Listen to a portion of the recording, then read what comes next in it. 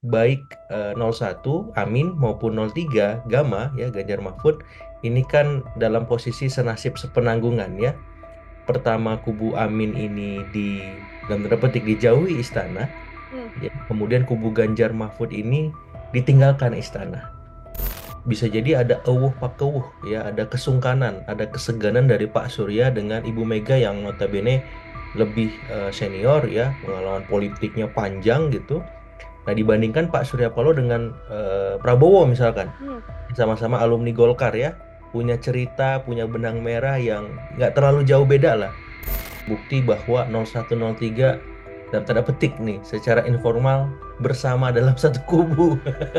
Dan itu kemudian ditunjukkan ketika Ganjar bareng Caimin nongkrong, ziarah ya, Hmm. Anies mengucapkan selamat ulang tahun ke PDIP saat ulang tahun PDIP gitu.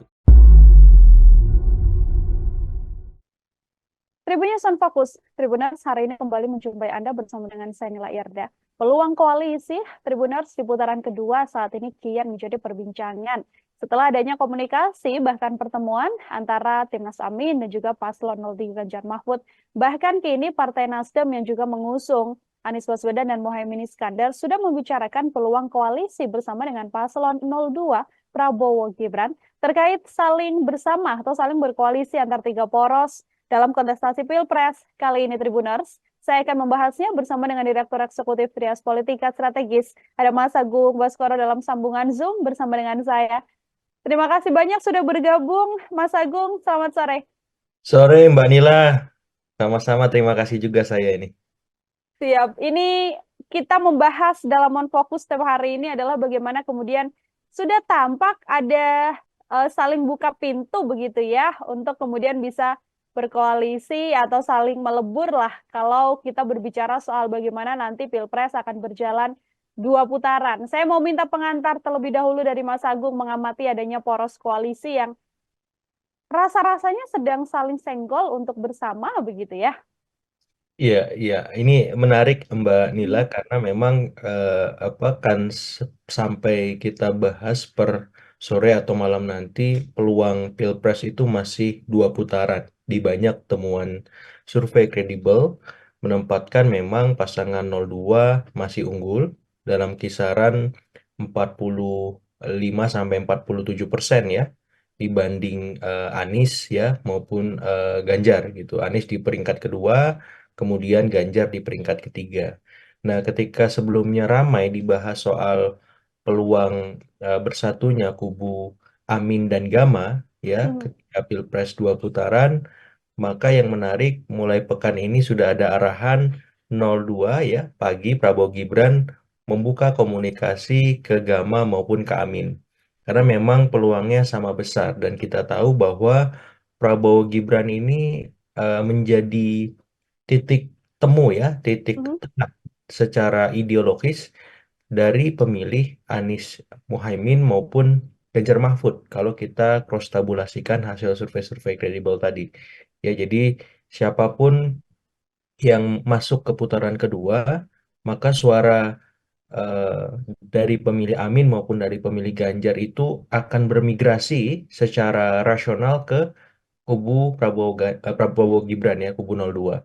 Namun kan ini ada pendekatan kualitatif ya yang Hmm. tadi kita bahas secara kuantitatif. Pendekatan kualitatifnya apa? Bahwa baik 01 Amin maupun 03 Gama ya Ganjar Mahfud ini kan dalam posisi senasib sepenanggungan ya. Pertama kubu Amin ini di dalam tanda petik dijauhi istana Hmm. ya. Kemudian kubu Ganjar Mahfud ini ditinggalkan istana. Perasaan yang sakit ya, dikecewakan itu kan saya kira melebihi pendekatan ideologis apapun ya. Sehingga memang perasaan ya tadi ya, common sense itu akhirnya bisa menjelma menjadi common enemy. Ya di mana menempatkan kubu 02 ini sebagai musuh bersama dari 01 maupun 03. Seperti itu sehingga memang arahan kuantitatif di mana hasil survei menempatkan ya Prabowo Gibran sebagai hub ya sebagai titik tengah pemilihnya baik dari Amin maupun Gama kemudian akan berhadap-hadapan atau diuji dengan pendekatan kualitatif di mana rasa sakit tadi mengemuka Mbak Nila. Nah, Mhm. kita akan melihat kontekstualisasinya saat Pilpres memang berlangsung 2 putaran, tapi kalau Pilpres 1 putaran ya kita tidak akan ada bab cerita ini kan seperti itu. Tapi Betul. kalau Pilpres 2 putaran, maka kita akan melihat mana yang paling atau dipilih ya dari kubu 01 atau 03 ya bersama ya untuk mengobati luka yang ditinggalkan istana, atau ya sudah nih pragmatis saja karena rasionalnya kubu 02 yang akan menang, baik 03 maupun 01 akan merapat dengan sendirinya. Seperti itu Mbak Mhm. Nil. Oke, ini bisa menjadi sebuah keniscayaan untuk kemudian merapat dengan sendirinya. Namun kalau kita melihat bagaimana kemudian ideologis dari 01 dan juga 03 yang sama-sama ada di 02 begitu ya, tadi disampaikan Betul. oleh Mas Agung. Tapi kita kemudian membawanya isu perubahan yang dibawa oleh paslon 01. Kemudian 03 juga meskipun tidak secara jelas mengatakan perubahan, namun juga keberlanjutan juga disampaikan. Kalau melihat dari sisi tersebut, Mas Agung, kira-kira apakah kemudian sangat amat mungkin untuk 01 perubahan bersama dengan 02 melebur begitu, begitu juga dengan 03? Iya, sangat mungkin ya kalau pendekatannya tadi memang ada narasi yang dibawa. Kalau kubu 01 perubahan, kubu 02 eh, keberlanjutan. Nah, kubu 03 ini saya sederhanakan perbaikan lah ya. Ya. Jadi tesis antara keberlanjutan dan perubahan, perbaikan. Walaupun saya masih bingung nih perbaikannya di tahap mana, di level mana Mhm. secara praksis. Tapi yang jelas tiga-tiganya masih punya peluang untuk berkoalisi ya. Tinggal bagaimana komunikator ataupun komunikasi politik yang bisa dimainkan oleh masing-masing kubu mulai dilakukan sejak hari ini. Artinya memang jangan sampai salah satu koalisi ketinggalan momentum atau ketinggalan kereta sehingga memang membuat salah satu kubu yang menang ataupun yang kalah merasa dia akan lebih baik ketika merapat dengan salah satu dari tiga kubu tersebut gitu. Jadi mulai dari sekarang saya kira bisa dicicil arahan untuk berkoalisi, dan namanya berkoalisi maka posisinya harus setara ya. Kemudian juga harapannya tidak banyak syarat dan ketentuan yang yang diminta sehingga memang koalisi ini menjadi lebih mudah terjalin karena belajar dari pengalaman sebelum-sebelumnya ya dari kasus PDIP, karena memang PDIP ini bersama Ganjar Mahfud ini kan koalisi paling kecil ya jumlahnya Ya. secara kuantitas di parlemen, padahal dia partai pemenang ya. Jadi karena memang sebelumnya PDIP lebih banyak memberikan syarat ya dan ketentuan sehingga membuat partai lain berpikir ulang saat ingin merajut kerjasama ataupun koalisi dengan PDIP. Sehingga ke depan ini masukan juga buat PDIP bahwa ketika nanti mereka masuk atau tidak di putaran kedua dan ingin menjalin komunikasi atau membangun koalisi dengan koalisi lain atau partai lain, maka syarat dan ketentuan berlaku ini saya kira menjadi nomor sekian dan yang paling utama mereka berkoalisi seperti itu. Walaupun memang PDIP ini punya sejarah ya, rekam jejak bahwa mereka biasa berada di luar kekuasaan sebagaimana ketika zaman Presiden Susilo Bambang Yudhoyono.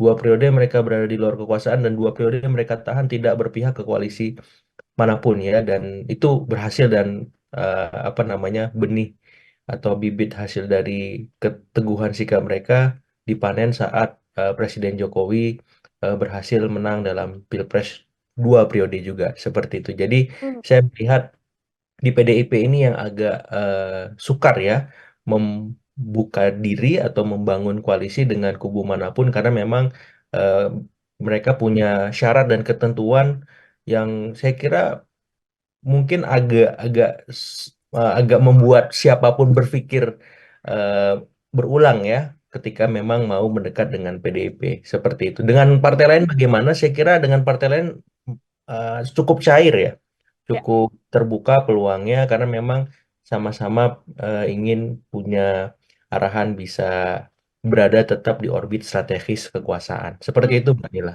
Oke, apakah kemudian itu juga yang membuat Partai Nasdem ini, Mas Agung? Karena kan sebelumnya kita tahu Timnas Amin, yang mana Nasdem juga mengusung Amin begitu ya. Betul. Sempat berkomunikasi intensif katanya bersama dengan 03 Ganjar Mahfud. Namun yang terbaru ini yang disampaikan adalah ya Nasdem juga membuka peluang dan komunikasinya juga berjalan baik dengan 02. Apakah juga syarat prasyarat yang begitu rumit di PDIP ini yang kemudian dibaca Mas Agung juga menjadi salah satu hal yang menjadikan Nasdem sekarang meliriknya adalah 02.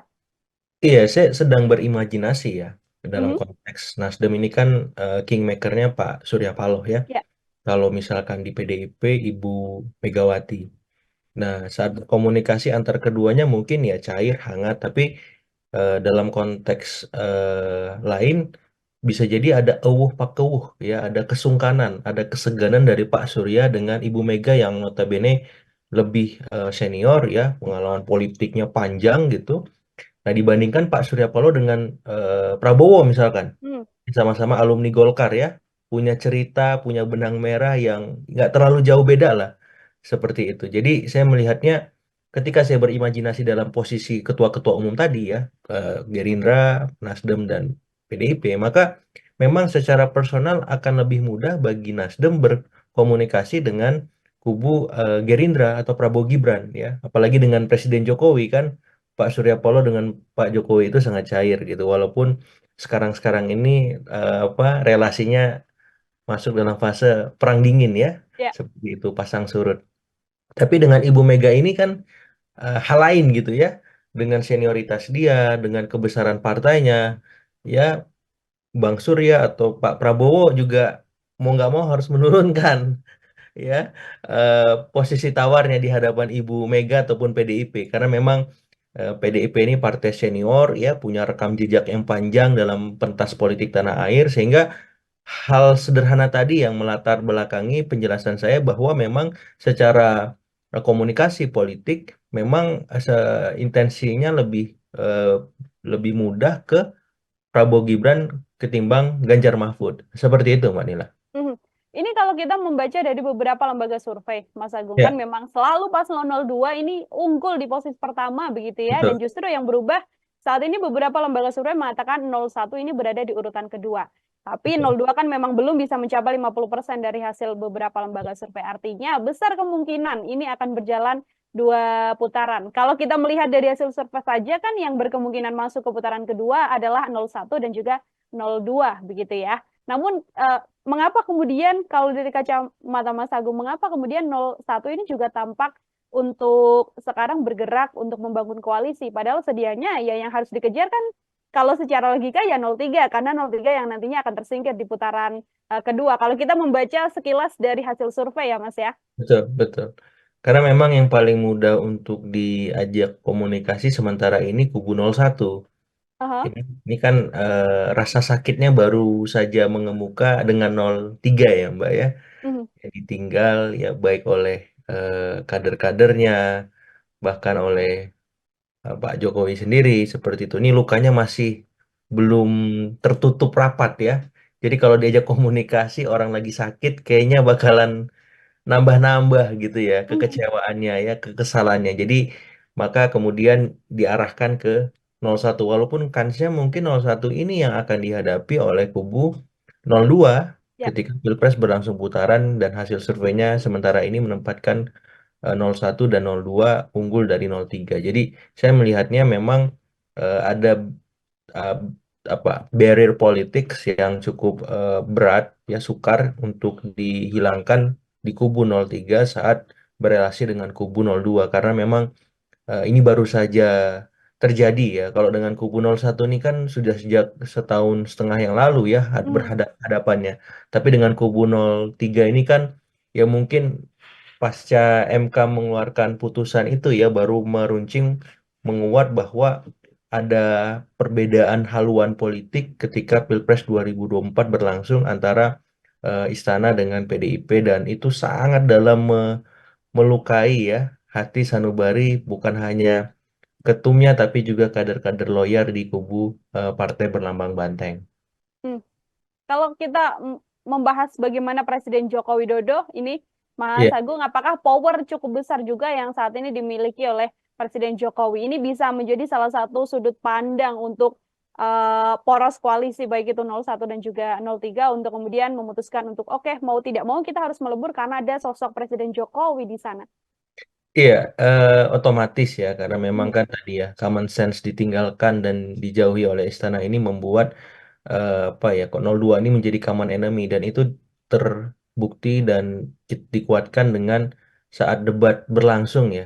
Jadi sepanjang debat ketiga kemarin kan yang diserang bertubi-tubi kubu 02 ya. Ya. Bahkan dari sesi atau segmen pertama penyampaian visi misi Hmm. 01 sudah menyerbu gitu.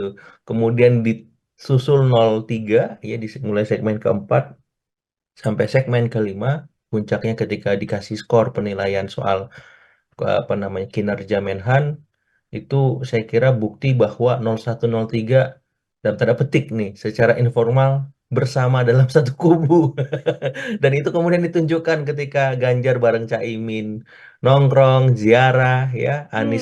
Anies mengucapkan selamat ulang tahun ke PDIP saat ulang tahun PDIP gitu, kemudian dibalas oleh Hasto bilang makasih Anies gitu-gitu. Jadi saya melihatnya ini bak gayung bersambut ya, pucuk dicinta ulang pun tiba kalau kata peribahasa.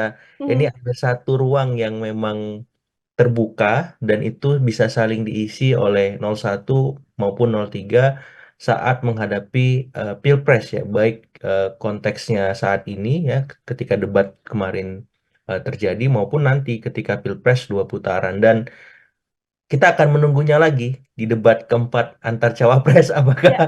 kubu 02 jadi common enemy lagi atau tidak, seperti itu Mbak Nila. Hmm. Hmm. Oke, kalau membicarakan kan nanti di putaran kedua, Mas Agung, katakanlah Ya. memang nantinya Prabowo Gibran sudah mendapatkan tiket untuk lolos ke putaran kedua, kita masih belum tahu apakah kemudian Anies, Imin, atau mungkin Ganjar Mahfud yang kemudian akan melawan Prabowo Gibran begitu ya. Apabila memang nanti 01 dan 03 kita asumsikan bersama, mampukah kemudian akan memecah suara dan memenangkan kontestasi Pilpres? Ini pertanyaan misteri sebenarnya. Ah, Dan jawabannya saya harus hati-hati karena memang politik itu kan kadang tidak bisa hanya sebatas survei ya Mbak Nila ya, ya. betul. Di hitung-hitungan survei ya 02 tetap diunggulkan untuk memenangkan Pilpres. Tapi ada hitung-hitungan kualitatif ya yang seringkali di politik itu diakomodasi oleh para elit dan mengubah peta politik kita. Ambil contoh saja, siapa yang pernah menyangka Caimin bisa jadi cawapresnya Anies menyalip AHY misalkan, ya nggak pernah kepikir kita, Hmm. Caimin susah lah, udah di kubunya Pak Prabowo gitu ya. Tiba-tiba terjadi ya dalam semalam ya peristiwa itu, Caimin jadi cawapresnya Anies, AHY keluar masuk Prabowo Gibran. Saya Ya. kemudian Demokrat bersama Jokowi itu kan hitung-hitungan kualitatif gitu. Karena memang secara personal AHY lebih unggul dari Caimin misalkan. Ya, secara personal eh, di survei ya, elektabilitas. Sementara Caimin ini susah masuk di top level lah. Kalau AHY kan 4 besar, 5 besar masuk. Caimin 10 besar aja belum masuk kemarin kan, tapi bisa jadi cawapres gitu. Jadi Hmm. saya ingin mengatakan bahwa hitung-hitungan kuantitatif survei di politik itu sama kuatnya dengan hitung-hitungan kualitatif para elit kita ketika memainkan bidak-bidak catur kekuasaannya. Sehingga memang putaran kedua walaupun di survei Prabowo Gibran unggul, tapi bukan berarti ya hitung-hitungan kualitatif itu tidak bisa berubah. Kenapa? Karena politik di kita sangat dinamis. Hal-hal kecil, hal-hal elementer yang mungkin dianggap nggak terlalu penting itu bisa mengubah peta suara ataupun elektabilitas masing-masing capres.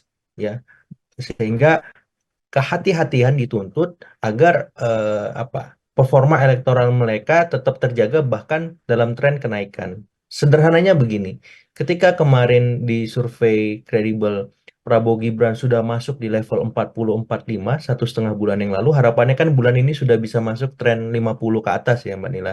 Tapi Hmm. ternyata kan tidak, di indikator itu temuannya malah Prabowo Gibran turun 0,1. Kenapa? Karena saya melihatnya memang ada beberapa hal yang terjadi, utamanya soal performa debat yang kurang maksimal ya, kemudian ada beberapa blunder-blunder yang terjadi sehingga sedikit banyak memberikan arahan untuk membuat elektabilitas Prabowo Gibran ini tergerus ya walaupun tidak banyak gitu. Tapi yang jelas ini peringatan kepada Prabowo Gibran bahwa mereka harus hati-hati, jangan terlalu over confidence agar mereka bisa terus meningkatkan elektabilitasnya. Begitu juga dengan pasangan 01 ya.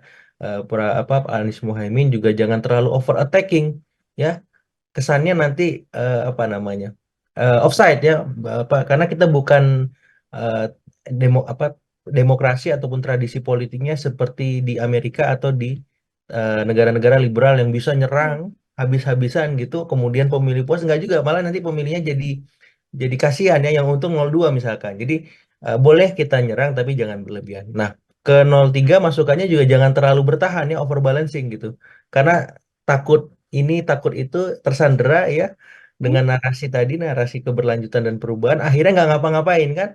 Orang bingung ini karena bermain aman ya, di zona nyaman ya, safety zoners gitu. Jadi akhirnya nggak ngapa-ngapain, nggak ada perbedaannya dengan 01 maupun 002 gitu. Jadi 03 ini akhirnya lama-lama akan tersisi gitu. Nah, Hmm. bisa juga kalau 03-nya nggak kompetitif, arahan satu putaran semakin besar. Ya, jadi dua putaran hanya bisa terjadi ketika 01 dan 03 kompetitif. Tapi Hmm. kalau dua ini tidak kompetitif, maka kita bisa jadi pilpresnya satu putaran, Mbak Nila. Oke, baik. Harus kompetitif agar kemudian bisa melihat Pilpres ini akan berjalan satu putaran atau dua putaran. Terakhir dari saya, Mas Iya, Mbak. Agung. Tadi Mas Agung mengatakan, ya ini momennya masih begitu panjang, begitu ya. Kurang dari 1 bulan meskipun bisa kita katakan, namun ada Ya. 2 kali lagi sesi debat yang kemudian akan berlangsung. Di 2 momen ini apabila mungkin nanti blunder masih terjadi, serangan dan sebagainya yang tidak menuju ke gagasan yang sedianya disuguhkan dalam debat, begitu ya. Apakah ini juga kemudian sampai di titik akhir masa tenang nanti akan mempengaruhi juga elektabilitas dari masing-masing kandidat, Mas? Persis, karena memang kan yang tersisa sekarang tinggal pemilih rasional ya Mbak Nila ya, Ya. yang ya rata kisarannya mungkin 5-15%. Nah, angka itu mungkin kecil, tapi dalam pilpres yang kompetitif seperti sekarang, 5-15% itu bisa mengubah jalannya pertarungan. Apakah satu putaran dalam konteks Prabowo Gibran kalau bisa meraih simpati pemilih rasional, dalam konteks Anies Muhaimin ataupun Ganjar Mahfud, ini bisa membuka peluang dua putaran terjadi angka 5-10% pemilih rasional yang seringkali di survei itu diungkapkan sebagai swing voters ataupun undecided voters. Hmm. Sehingga debat nanti itu menjadi momen yang efektif bagi semua paslon untuk memaksimalkan performanya. Jadi kalau sekarang masih ada waktu ya, 2 hari gitu untuk Hmm. merampungkan kemampuan debatnya, ya ayo gitu. Jangan sampai nanti nggak maksimal dan nanti malah dalam tanda petik ya diserang bertubi-tubi oleh salah satu atau dua paslon lainnya gitu, sehingga menjadi common enemy di atas panggung. Nah, saya kira ini menjadi apa namanya, dalam tanda petik tantangan bagi Gibran ya.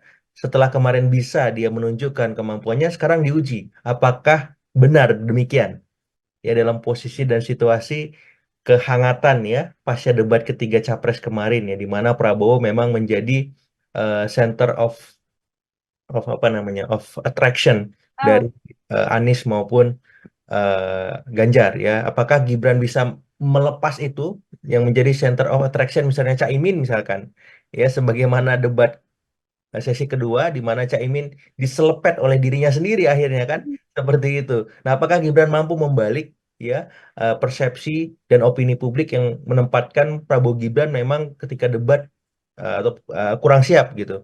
Nah, ini tantangan bagi Gibran dan harapannya bisa memetik insentif elektoral dengan maksimal saat besok terjadi debat keempat sesi cawapres. Seperti itu. Oke, menjadi salah satu PR juga untuk masing-masing kandidat karena ini yang sedang diburu adalah suara-suara rasional swing voters begitu ya yang masih tersisa Betul. jelang kontestasi 2024. Mas Agung, terima kasih banyak untuk Sama-sama kesempatannya Mbak Nila berbincang Yerda. bersama dengan saya dalam program Tribun Sound Focus Tribuners Direktur Eksekutif Trias Politika Strategis.